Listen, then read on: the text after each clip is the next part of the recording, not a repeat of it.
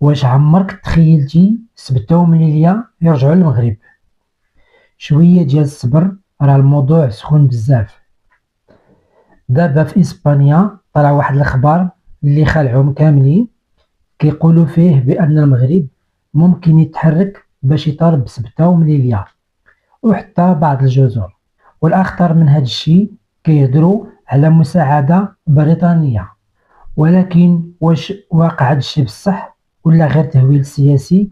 القصة بدات من حزب سياسي معروف سميتو فوكس خرج بتحذير كيقول فيه بأن إسبانيا خصها ترد البال مع المغرب، حيث المغرب ممكن يستغل وثائق تاريخية ومعاهدات قديمة باش يطالب بهاد الأراضي. وزادوا قالوا حتى احتمال ديال جزر الكناري. ولكن هنا خصنا نفهموا حاجة مهمة، هاد الشي كامل ماشي إعلان رسمي من المغرب، غير كلام سياسي داخل إسبانيا. علاش دابا خرج هاد الموضوع؟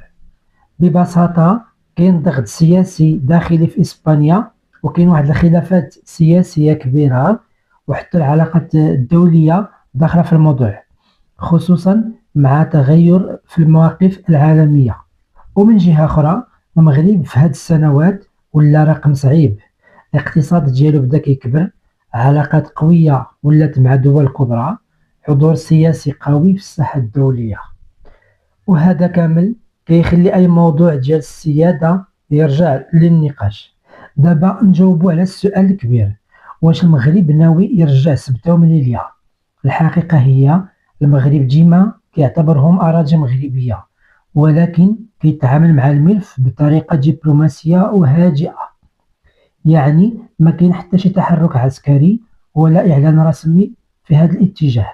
أما القصة ديال المساعدة البريطانية فحاليا ما كاين حتى شي دليل واضح عليها، وكاين احتمال كبير تكون غير ورقة سياسية كيستعملوها بعض الأحزاب باش يخلقوا الجدل ويضعفوا الحكومة الحالية.